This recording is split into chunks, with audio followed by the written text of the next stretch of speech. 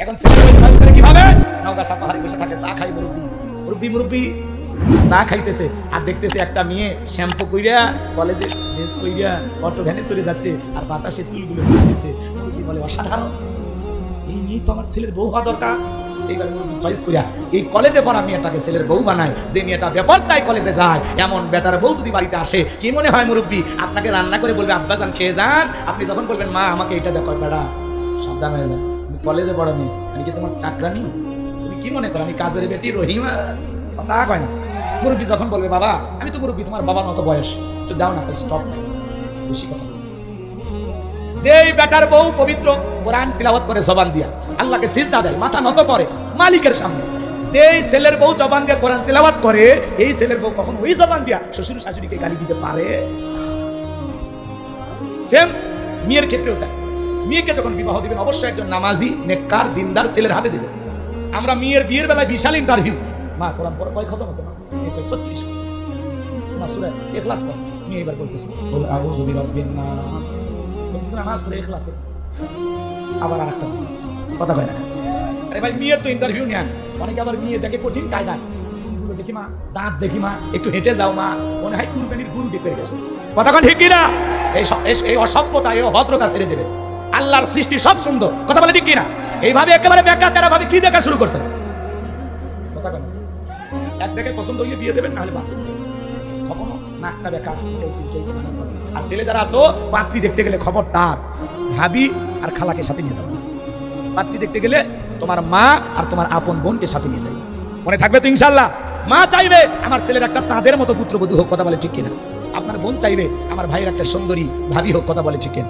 এই মাইক ঠিক করো। আমার ভাইয়েরা লম্বা হবে, লম্বা করবো না।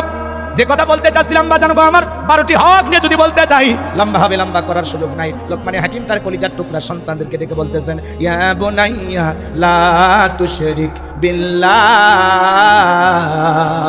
হে আমার বাদশা, হে আমার কলিজার টুকরা সন্তান, হে আমার হৃদয়ের স্পন্দন, লা তুশরিক বিল্লাহ, আল্লাহর সাথে কখনো কাউকে শরীক করা যাবে না, আল্লাহর সমকক্ষ কাউকে স্থির করা যাবে না, আল্লাহ ছাড়া কাউকে উপাস্য হিসাবে মানা যাবে না। ইন্না শিরিকা লা যুলমুন আযীম, শিরিক হলো সবচাইতে বড় জুলুম, সবচাইতে বড় অপরাধ, সব পাপের বড় পাপ নাম হলো শিরিক। ভাই ঠিক করো। এই শোনো কি ভাই তোমার, এ ভাই থামেন থামেন, এই যে মুরব্বি চাচা বসেন, ভাই এই যুবক এই যে চাদরালা বসেন, 12টা বাজছে, 12টা বাজতে উঠবে, দয়া করে মাজার সোজা করবেন। এমনিতে লোকজন আমার তুলনামূলক মাহফিলে যে পরিমাণে মানুষ হয় একটু কম হয়েছে, কষ্ট হচ্ছে আপনাদের? আমি যে কথা বলতেছি কি খারাপ লাগতেছে? যদি বলেন হুজুর খারাপ লাগলে দোয়া করে বাড়ি চাই। তাকবীর দেন, লিল্লাহি তাকবীর।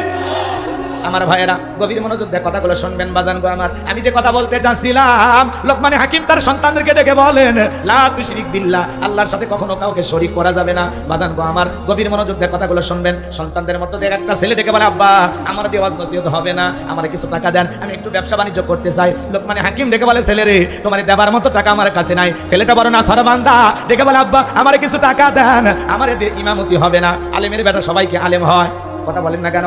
ডাক্তারের বেটা সবাইকে ডাক্তার হয়, আলেমের বেটাও জালেম হয়, ডাক্তারের বেটাও ডাকাত হয়, কথা বলেন ঠিক কিনা? আবার ডাকাতের বেটাও ডাক্তার হয়, কথা কোন ঠিক কিনা? আমার ভাইরা লম্বা হবে, আমি লম্বা করবো না। ছেলেটা ডেকে বলে, আব্বা আমার কিছু টাকা দিয়ে আমি একটু বিজনেস করবো, ব্যবসা বাণিজ্য করবো। লোকমানে হাকিম ডেকে বলে, ছেলে রে আমি আমার এক বন্ধুর কাছে টাকা পাই, সে একটা দ্বীপে বসবাস করে, কিন্তু এই পথ সফর করতে গিয়ে তোমার বড় কষ্ট হবে, জীবন যাওয়ার সম্ভাবনা আছে। আমি বাবা হয়ে ছেলেকে এত বড় বিপদের মুখে ফেলতে পারবো না। ছেলে বড় না সরবান্দা, ডেকে বলে, আব্বা আমার লোকেশনটা বলে দেন, কিভাবে পথটা পাড়ি দিতে হবে, আমি যত কষ্টই হোক আমি পথটা পাড়ি দিতে রাজি আছি। এবার লোকমানে হাকিম ডেকে বলে, ছেলে রে বাড়ি থেকে যখন বের হয়ে যাইবা 2 রাকাত সালাতুল হাজতের নামাজ আদায় করবা। মনে রাখবা বিপদের আগে আর পরে 2 রাকাত সালাতুল হাজতের নামাজ পড়ে আল্লাহকে স্মরণ করবা। আর শুনে নাও ছেলে রে, বাড়ি থেকে যখন তুমি বের হয়ে যাইবা, মরুভূমির বিশাল রাস্তা পাড়ি দিতে দিতে তাকায় দেখবে একটা জঙ্গল দেখা যায়, ওই জঙ্গলের ভিতরে দেখবে ঝরনার পানি পড়তেছে, সেখান থেকে প্রয়োজন মোতাবেক পানি নিবা, প্রয়োজন মোতাবেক পানি পান করবা। সামনে যায় পেছন দিক তাকায় দেখবা জঙ্গলটার দেখা যায় না, ভয় পাওয়ার কোনো কারণ নাই। সন্তান তুমি সামনের দিকে যাইবা। পুরো সফরের ঘটনা ছেলেকে বুঝিয়ে বলতেছেন। এইবার ছেলে হাঁটতে হাঁটতে দেখেন বিশাল বড় একটা গাছ। বাবা বলেছিল গাছের ছায়া আশ্রয় নিলে বিপদ হবে। গাছের গোড়ায় বসে আছে একটা মুরব্বি, দেখে বলে, লোকমানের ছেলে এই দিকে আসো। দেখে বলে, না বাবা বলেছে এই জায়গায় ছায়া আশ্রয় নিলে বিপদ হবে। বলে, না কোনো সমস্যা নেই, তুমি আমার কাছে আসো। তোমার বাবা কি বলে নাই? চলতি পথে একটা মুরব্বির সাথে দেখা হলে মুরব্বি যা বলবে তুমি তাই শুনবা। বলে, হ্যাঁ বলেছে। তাহলে ভয় পাওয়ার কোনো কারণ নাই, বাবা তুমি আমার কাছে আসো। এইবার লোকমানে হাকিমের সন্তান গাছের ছায়া আশ্রয় নিলেন। ক্লান্ত শরীর, মুহূর্তের মধ্যে ঘুম চলে আসলো। বিষাক্ত একটা সাপ এসে লোকমানে হাকিমের সন্তানটাকে সবল মারলো। মুরব্বি তাকায় দেখে সত্যি বড় বিপদ হয়ে গেল। এইবার সাপটাকে ধরলেন, লোকমান হাকিমের সন্তানটাকে বিপদমুক্ত করলেন, হাতে থাকা একটা অস্ত্র দিয়া ওই সাপটাকে দুই টুকরো করে পিছনের অংশ ফেলায় দিয়া মাথার অংশটা লোকমান হাকিমের সন্তানের ব্যাগের ভিতরে রেখে দিলেন। এইবার ঘুম থেকে জাগ্রত হওয়ার পরে আগে ভালো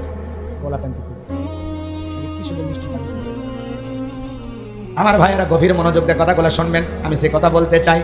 লোকমান হাকিমের সন্তান এইবার ঘুম থেকে জাগ্রত হলো। মুরব্বী ডেকে বলে, বাবা সত্যি তোমার বিপদ হয়েছিল, বিষাক্ত একটা সাপ তোমাকে সবল মেরেছিল, আমি বিষ মুক্ত করেছি।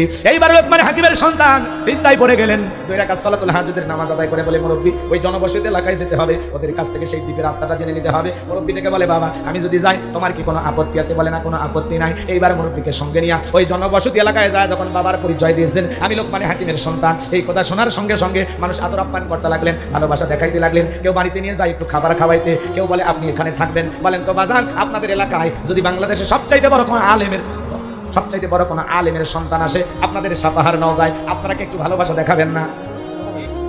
অবশ্যই দেখাবেন। বিশেষ করে কোরআনের বাকি আল্লামা সাইদি হুজুর, তার সন্তান যদি আপনাদের এলাকা আসে অবশ্যই তাকে একটু ভালোবাসা দেখাবেন। কথা বলেন, আল্লামা মামুনুল হকের সন্তান আসলে ভালোবাসা দেখাবেন, আমির হামদার সন্তান আসলে ভালোবাসা দেখাবেন, ডক্টর মিজানুর রহমান আজহারির সন্তান আসলে ভালোবাসা দেখাবেন। কথা বলেন ঠিক কিনা? আমার ভাইয়েরা, আল্লামা সাইদি হুজুর বিদায় নিয়ে চলে গেছেন চট্টগ্রামের প্যারেড ময়দানে। আবার নতুন ভাবে 2025 সালে ঐতিহাসিক 5 দিন ব্যাপী তাফসীরুল কোরআন মাহফিল আবার চালু হবে। বলেন আল্লাহু আকবার। আর সেই প্যারেড ময়দানে চট্টগ্রামের সেই ঐতিহাসিক তাফসীরুল কোরআন মাহফিলে এইবার 5 দিন ব্যাপী সেই তাফসীরুল কোরআন মাহফিলে আলোচনা রাখবেন বাংলাদেশের রত্ন, সারা পৃথিবীতে সুনাম কুড়িয়েছেন ডক্টর মিজানুর রহমান আজহারি ভাই, আমাদের প্রিয় মানুষ। তিনি আলোচনা করবেন ইনশাআল্লাহ। আল্লাহ কবুল করুন, জোরে বলুন আমি। এই মাহফিলে ডক্টর মিজানুর রহমান আজহারি ভাই কথা বলবেন। আমরা মনে করি আল্লামা সাইদি হুজুরের অপূর্ণ তা পূরণ করার ক্ষমতা কারণে তার রেখে যাওয়া ময়দানে কথা বলার যোগ্যতা আমাদের নাই। কথা বলে ঠিক না? কিন্তু তিনি চলে গেছেন, তার এই ময়দানে আবার নতুন ভাবে আবার ঐতিহাসিক সেই 5 দিন ব্যাপী তাফসীরুল কোরআন মাহফিল চালু হোক। আপনারা জানতো ইনশাআল্লাহ। একটা সোশ্যাল মিডিয়াতে একটা পোস্টার ঘুরতেছে, সেখানে আমরা নাম দেখলাম প্রধান উপদেষ্টা মানে ধর্ম উপদেষ্টা যার নাম আবু খালেদ হোসেন, তাকে অতিথি রাখা হয়েছে। এছাড়াও অসংখ্য ওলামা ইকরাম আছেন। পাশাপাশি আমরা দেখলাম যারা তাফসীর পেশ করবেন তাদের মধ্যে প্রথমে ডক্টর মিজানুর রহমান আজহারি ভাইয়ের নাম আছে। আল্লাহু আকবার বলেন। এরপরে আমরা দেখলাম আমাদের বাংলাদেশের মাজলুম আলেমে দ্বীন আমাদের প্রিয় ভাই মুফতি আমির হামজা ভাইয়ের নাম আছে। আল্লাহু আকবার বলেন। এরপরে মাওলানা কামরুল ইসলাম সাইদ আনসারী হুজুরের নাম দেখলাম। এরপরে আমাদের বগুড়ার প্রিয় ভাই হযরত মাওলানা আব্দুল আলামিন সাহেবের নামও দেখলাম, যার কণ্ঠে আমরা কোরআনের পাখির সুর শুনতে পাই। কথা বলে ঠিক না? তাদের মাধ্যমে আবার নতুন করে ঐতিহাসিক সেই 5 দিন ব্যাপী চট্টগ্রামের সেই ময়দানে আবারও তাফসীর মাহফিল শুরু হবে। আপনারা এতে খুশি না বেজা? আল্লাহ এই জমিনকে কোরআনের জন্য কবুল করুন, জোরে বলুন আমিন। হেরে গেছে ওদের হিংসা, জিতে গেছে আমাদের ভালোবাসা। কথা বলে ঠিক কিনা? ওরা অনেক ষড়যন্ত্র করেছিল এই জমিন থেকে ইসলাম আর মুসলমানকে বিদায় করে দেওয়ার জন্য। কথা বলে ঠিক কিনা? মনে রাখবেন, বাঘের পেট থেকে বাঘেরই বাচ্চা হয়, বিড়ালের বাচ্চা হয় না। সিংহের পেট থেকে সিংহেরই বাচ্চা হয়, বানরের বাচ্চা হয় না। যারা কোরআনের ময়দানে কথা বলবে তারা আল্লাহ ছাড়া দুনিয়ার কাউকে ভয় করে না। কথা বলে ঠিক কিনা? এক জায়গায় কোরআনের মাহফিল বন্ধ করে দেবেন, আল্লাহ 10 জায়গায় চালু করে দেবে। কোরআনের সুইচ আল্লাহর হাতে। কোরআন বন্ধ করার ষড়যন্ত্র করবে যারা, পরাজিত হবে তারা। আমার ভাইয়েরা গভীর মনোযোগ দিয়ে শুনে যান। কষ্ট হয় নাকি আপনাদের? মন খারাপ করবেন না বাজান গো আমার। এইবার লোকমান হাকিমের সন্তানের পরিচয় পাওয়ার পরে সবাই মহব্বত করতে লাগলেন, ভালোবাসা দেখাইতে লাগলেন। শুধু তাই নয়, ওই এলাকায় একটা সুন্দরী মহিলা ছিল, দেখতে অপরূপা সুন্দরী। আমার ভাইয়েরা সবাই দেখে বলে, বাবা তুমি বিয়ে করো আর না করো, পাত্রীটা একবার দেখো। সবাই যখন অনুরোধ করলো লোকমান হাকিমের সন্তান এইবার সেই বিশ্ব সুন্দরী মেয়েটাকে দেখতে গেলেন। মেয়েটা দেখতে এতটা অপরূপ সুন্দরী, সেই সময় বিশ্ব সুন্দরী বললে ভুল হবে না। মেয়েটার দিকে একবার তাকায়া লোকমান হাকিমের ছেলে মনে মনে ভাবে, বউ যদি বানানো যায় অসুন্দর হবে না, বিয়ে তো একদিন করাই লাগবে, বউ হলে এরকম বউ দরকার। পছন্দ হয়ে গেছে মনে মনে।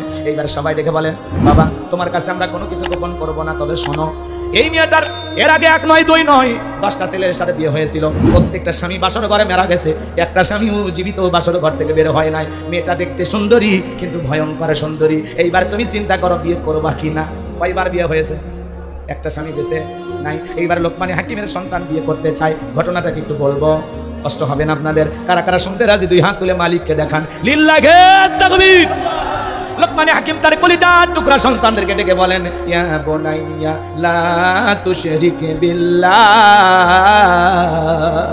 হে আমার বৎস, হে আমার কলিজার টুকরা সন্তান, লা তুশরিক বিল্লাহ, আল্লাহর সাথে কখনো কাউকে শরীক করা যাবে না, আল্লাহর সম্পর্ক কাউকে স্থির করা যাবে না। বলেন তো আল্লাহর চাইতে বড় দুনিয়ার জমিন আর কেউ আছে? ওয়ালাম ইয়াকুল্লাহু কুফুয়ান আহাদ, আকাশ আর জমিনে আল্লাহর সমকক্ষ, আল্লাহর সমতুল্য কেউ নাই। এজন্য লোকমানে হাকিম তার ছেলেদেরকে বলতেছে, বাবা লা তুশরিক বিল্লাহ, আল্লাহর সাথে কখনো কাউকে শরীক করবা না। ইন্না শিরিকা লা যুলমুন আযীম, শিরিক হলো সবচাইতে বড় জুলুম, সবচাইতে বড় অপরাধ। আমার ভাইরা, বড় শিরিকগুলোকে শিরিকে আকবার বলা হয়, ছোট শিরিকগুলোকে শিরিকে আসগর বলা হয়। শিরিক মোট 42 প্রকার, এগুলো ভেঙে আবার 72 প্রকার হয়। বলতে গেলে লম্বা হবে, এত বলার সময় নাই। আমাদের সমাজেও শিরিক আছে না নাই? জোরে বলেন বাজান, আছে না নাই? মাজারে সিজদা দেওয়া কি শিরিক? কথা বলেন। আল্লাহ ছাড়া এই মাথা দুনিয়ার কারো কাছে নত করা যাবে? সিজদা পাওয়ার একমাত্র মালিক কে? ইয়্যাকা না'বুদু ওয়া ইয়্যাকা নাস্তাঈন, তোমার ইবাদত করি, তোমার গোলামি করি, সাহায্য তোমার কাছে চাই। যদি কিছু চাওয়া লাগে মাজারের পীর সাহেবের কাছে না, সিজদা মাজারে দিয়া না, মসজিদের সিজদা দিয়ে আল্লাহর কাছে চাইতে হবে। কথা বলে ঠিক কিনা? মুসলমানের সম্পর্ক মাজারের সাথে না, মুসলমানের সম্পর্ক হবে মসজিদের সাথে। এই জন্য মনে রাখবেন, এই মাথা আল্লাহ ছাড়া দুনিয়ার কোনো মাজারে নত করা যাবে না, কোনো পীরের পায়ে নত করা যাবে না, কোনো নেতার কাছে নত করা যাবে না। এই মাথা একমাত্র নত হবে আল্লাহ তাআলার কুদরতি কদমে। কথা বলেন ঠিক কিনা? তাহলে মাজারের সিজদা দেওয়া শিরিক।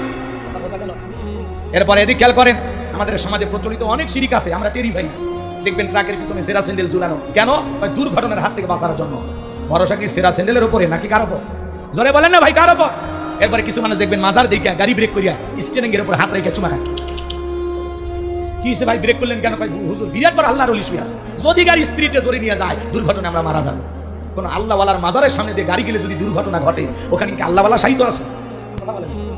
এগুলো ধারণা করা শিরিক। কথা বলেন ঠিক কিনা? এরপরে শোনেন, টিয়া পাখির কাছে যা ভাগ্য গণনা করে, কবিরাজের কাছে যা ভাগ্য গণনা করে, আছে না নাই? আমার এলাকার এক কবিরাজ শনিবার আর মঙ্গলবার করে মানুষকে বুঝ দেয়।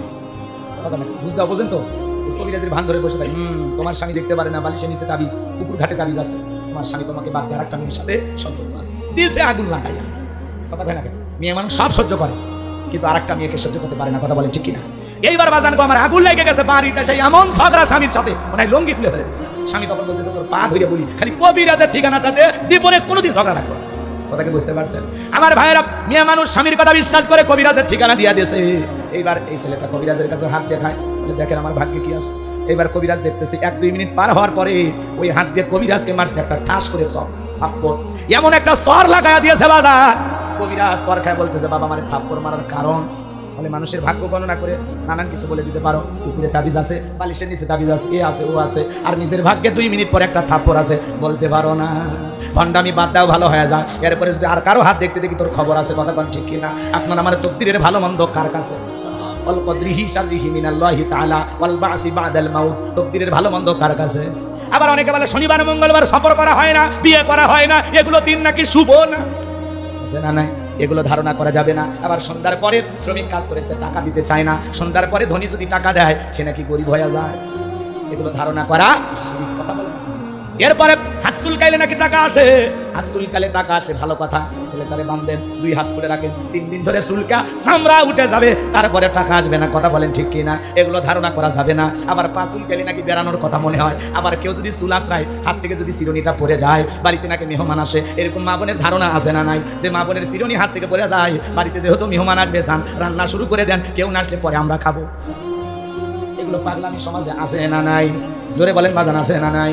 আরো কত কত কথা আছে বাজান। জমজ কলা খাইলে নাকি জমজ বাচ্চা হয়, ভালো। জমজ খাইলা, জমজ কলা খাইলে যদি জমজ বাচ্চা হয়, 2 বারে কষ্ট একবারে হলো, মাঝখানে সিজারের টাকাটা বেঁচে গেল।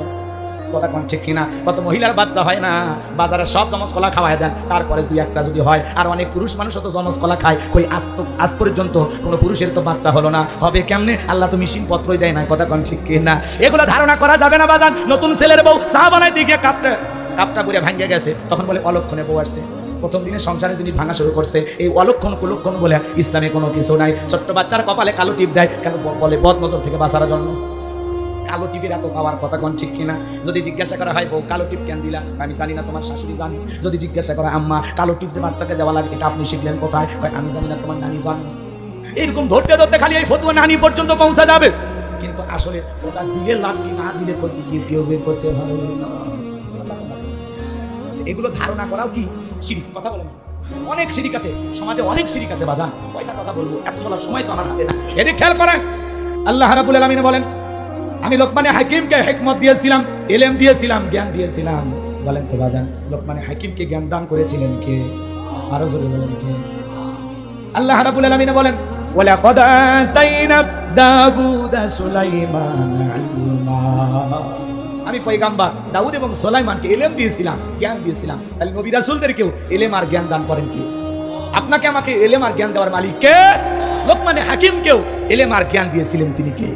এই জন্য আল্লাহ রাব্বুল আলামিন বলেন, ওয়ালাকাদ আতাইনা লুকমানাল হিকমাতা আনিশকুরু লিল্লাহ।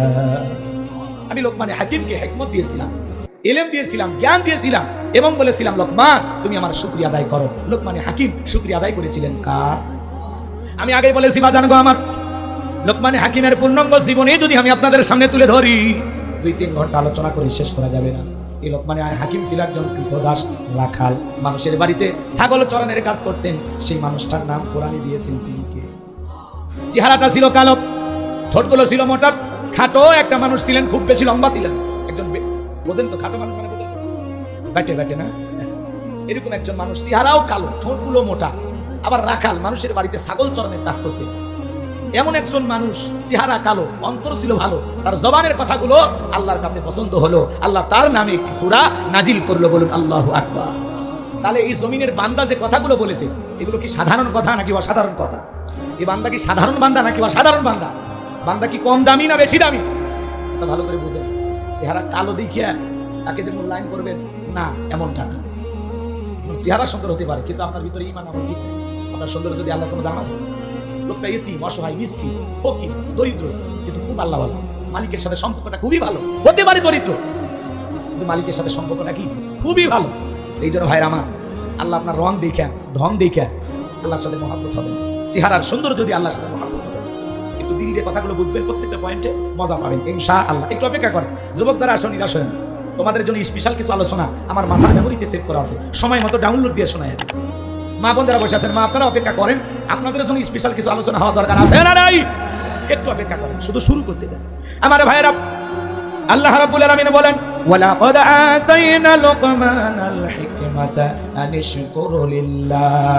আমি আল্লাহ রাব্বুল আলামিন লোকমান হাকিমকে ইলম দিয়েছিলাম, জ্ঞান দিয়েছিলাম এবং বলেছিলাম, লোকমান তুমি আমার শুকরিয়া আদায় করো। লোকমান হাকিম শুকরিয়া আদায় করার কারণে সম্মান কমেছে না বেড়েছে? জোরে বলেন। এই জন্য আল্লাহ রাব্বুল আলামিন বলেন, ومن يشكر فإنما يشكر لنفسه ومن كفر فإن الله غني حميد। আল্লাহ বলেন, যারা শুকরিয়া আদায় করে সে তার নিজের জন্যই লাভ। যে শুকরিয়া আদায় করে সে তার নিজের জন্য কি করলো? শুকরিয়া আদায় করলো। ভালো করে বুঝবেন, আপনি শুকরিয়া আদায় করলে আপনার লাভ, আমার আল্লাহর কোনো লাভ নাই। আর আপনি শুকরিয়া আদায় না করলে আমার আল্লাহর কোনো লস নেই। এই জন্য আল্লাহ তাআলা বলতেছেন, এদিকে খেয়াল করেন, লোকমান হাকিম আমি আল্লাহ তাআলার শুকরিয়া আদায় করেছি। আর যারা শুকরিয়া আদায় করে সে তার নিজের জন্যই কি করলো? শুকরিয়া আদায় করলো। আর যারা শুকরিয়া আদায় করে না, তাদের জেনে রাখা উচিত আমি আল্লাহ অমুখাপেক্ষী, আমি আল্লাহ নিজেই প্রশংসিত। আপনি প্রশংসা আদায় করলেও আমার আল্লাহ আল্লাহ, আপনি না প্রশংসা আদায় করলেও আমার আল্লাহ আল্লাহ। তামাম পৃথিবীর মানুষগুলো যদি এক জায়গায় ঐক্যবদ্ধ হয়ে আল্লাহকে আল্লাহ বলে ডাক দেয়, আমার আল্লাহর সম্মান মর্যাদা বাড়ে না। আবার তামাম পৃথিবীর মানুষ যদি ঐক্যবদ্ধ হয়ে আল্লাহকে আল্লাহ ডাকা বন্ধ করে দেয়, এতে আমার আল্লাহর সম্মান মর্যাদা কমে না। আপনি ডাকলেও আমার আল্লাহ আল্লাহ, না ডাকলেও আমার আল্লাহ আল্লাহ। কারণ 5 বছর পরে ভোট দিয়ে নির্বাচন করে আল্লাহ হয় না। কথা বলে ঠিক কি না? এজন্য প্রশংসা আদায় করলে বান্দার লাভ, প্রশংসা আদায় না করলে বান্দার লস। কথা কি বুঝতে পারতেছেন? আল্লাহ তাআলা ওই জন্যই বলতেছেন, যারা প্রশংসা আদায় করে না তাদের জেনে রাখা উচিত আমি আল্লাহ অমুখাপেক্ষী, তোমরা সবাই আমার মুখাপেক্ষী। আল্লাহুস সামাদ, তিনি কারো মুখাপেক্ষী নয়। কথা বলে ঠিক কি না? এই জন্য আল্লাহ তাআলা বলতেছেন শেষে হামিদ, এই শব্দের দ্বারা আল্লাহ তাআলা বলতেছেন আমি নিজেই প্রশংসিত। আমার প্রশংসা আদায় করার জন্য তোমাদের দরকার নেই, আমি আল্লাহ নিজেই প্রশংসিত। সুবহানাল্লাহ। কষ্ট হচ্ছে আপনাদের?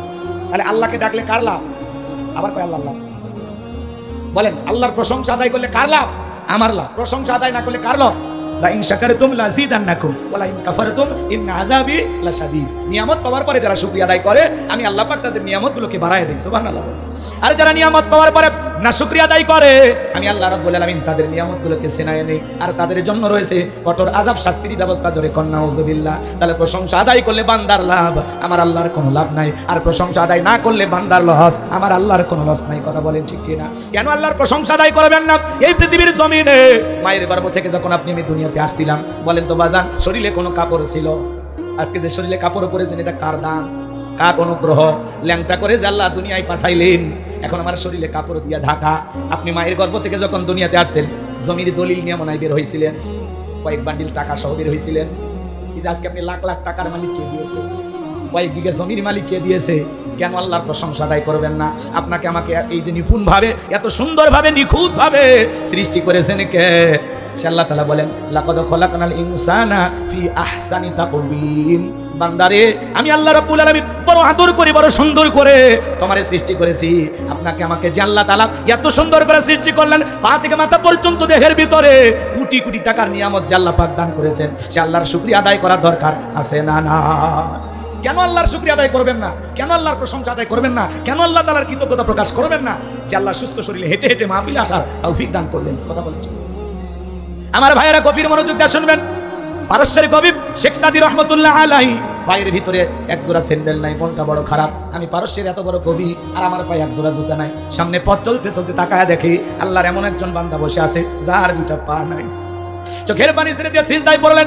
আর শেখ সাদী রহমতুল্লাহ আলাইহি ডেকে বলেন, আল্লাহ, আমার পায়ে জুতা নাই, আমি মন খারাপ করেছি। এই জমিনে তোমার এমন বান্দা আছে যার দুটা পা নাই, তার চাইতে আমারে তুমি কত ভালো রাখছো। আল্লাহ গো, চিরটা কাল যেন তোমার শুকরিয়া আদায় করতে পারি। কেন আল্লাহ তাআলা প্রশংসা আদায় করবেন না? এত সুন্দর হাত, এত সুন্দর পা, এত সুন্দর চোখ যে আল্লাহ তাআলা দিলেন। পৃথিবীর জমিনে তাকায় দেখেন কত মানুষ প্রতিবন্ধী, দুইটা হাত নাই, দুইটা পা নাই, দুইটা চক্ষু নাই। আমি কুড়িগ্রাম জেলা একবার ওয়াজ করতে গেলাম, বাজান গো আমার, একসাথে আমরা খাওয়া দাওয়া করতেছিলাম। একজন অন্ধ হাফেজ সাহেব আমার সাথে বক্তা ছিল। হঠাৎ করে বিদ্যুৎটা চলে গেল। আমি তাড়াতাড়ি কমিটির ভাইদেরকে বললাম, ভাই আলোর ব্যবস্থা করেন, তাড়াতাড়ি আলোর ব্যবস্থা করেন। আমার ভাইয়েরা, অন্ধ হাফেজ সাহেব আমার হাতটা ধরে ডেকে বলে, হুজুর, আমার বয়স 52 বছর, 52 বছর ধরে আমার চোখে কোনো আলো নাই, বিদ্যুৎ নাই। ও হুজুর, যে মা আমাকে জন্ম দিয়েছে, মাটা দেখতে কেমন আমি জানি না, বাবাটা দেখতে কেমন আমি জানি না। হুজুর, আমি বিয়ে করেছি, বউটা দেখতে ফর্সা না কালো আমি জানি না। আল্লাহ আমাকে অনেকগুলো সন্তান দিয়েছেন, ছেলেগুলোর চেহারা কেমন আমি জানি না, মেয়েগুলোর চেহারা কেমন জানি না। আল্লাহর আসমানটা দেখতে কেমন হুজুর আমি জানি না, জমিনটা দেখতে কেমন জানি না, আমার চেহারাটা ফর্সা না কালো আমি জানি না। আল্লাহ আমারে অন্ধ বানাইছে হুজুর। বিশ্বাস করেন, মালিকের উপরে আমার কোনো মন খারাপ নাই যে আল্লাহ পাক আমারে অন্ধ বানাইছে।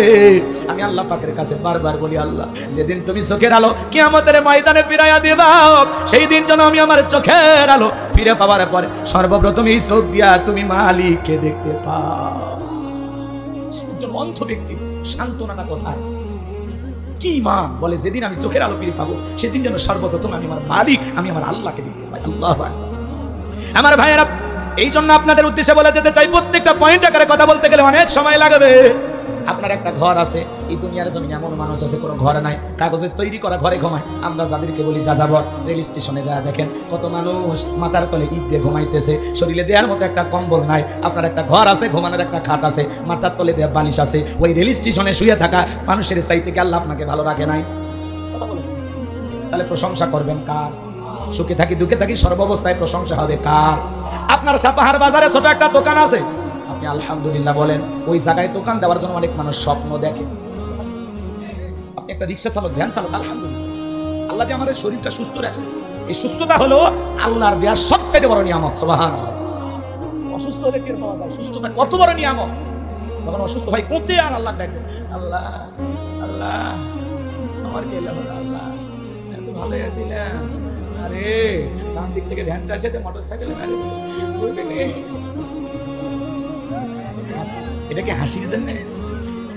যতক্ষণ অসুস্থ থাকে কুত্তে কুত্তে আল্লাহ ডাকে। কথা কম। আল্লাহ তাআলা যখন একটু বান্দাকে সুস্থতা দান করে, এমন ভাব নিয়ে চলে মনে হয় জীবনে অসুস্থই হয়নি। কথা বলেন ঠিক কিনা?